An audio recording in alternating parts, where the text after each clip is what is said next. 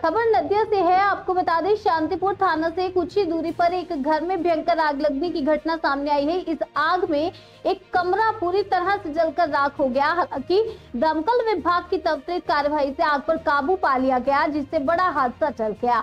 घटना शनिवार रात की है, जब शांतिपुर थाना के पास स्थित जलाल शेख के घर में अचानक आग लग गई और उस समय उनकी पत्नी घर पर नहीं थी, बल्कि दुकान के काम में व्यस्त थी। जब उन्हें आग लगने की खबर मिली तो वे दौड़कर घर पहुंची और देखा कि एक कमरा पूरी तरह से जल चुका है। उनकी चीख पुकार सुनकर स्थानीय लोग मौके पर पहुंचे और तुरंत दमकल विभाग को सूचना दी। दमकल की एक गाड़ी मौके पर पहुंची और करीब आधे घंटे की मशक्कत के बाद आग पर काबू पाया।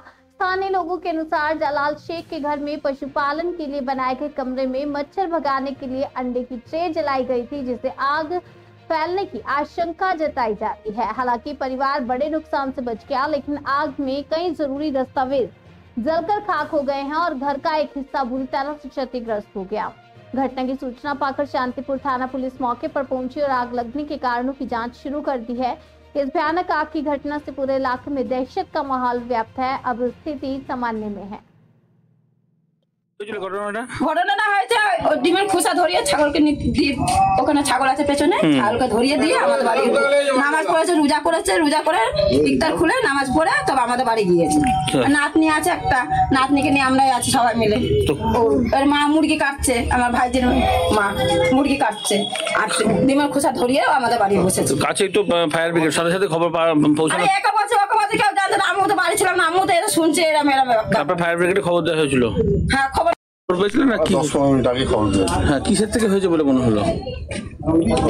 আমার মনে হয় আনুমানিক ইলেকট্রিক নালে ঠাকুর ঘরে পুজো দিয়েছিল, ধূপকাঠিতে হলো।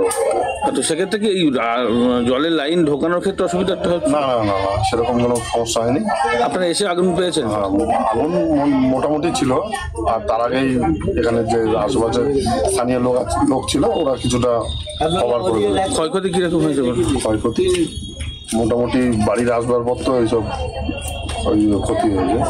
কতক্ষণ সময় লাগলো নিয়ন্ত্রণে আনতে? 15-20 মিনিট।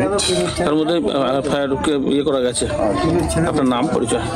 ক্ষয়ক্ষতি হয়েছে দিদি? ওই যে রেশন কার্ড, হ্যাঁ, আগের পুরো রেশন কার্ড মার ছিল। এটা কি রান্নাঘর নাকি থাকারই ঘরে? না, থাকারই ঘর। আমি রান্না করি ওই বাইরে, ওই বৃষ্টি মিষ্টি হলে একটু গ্যাস এখানে রান্না করি।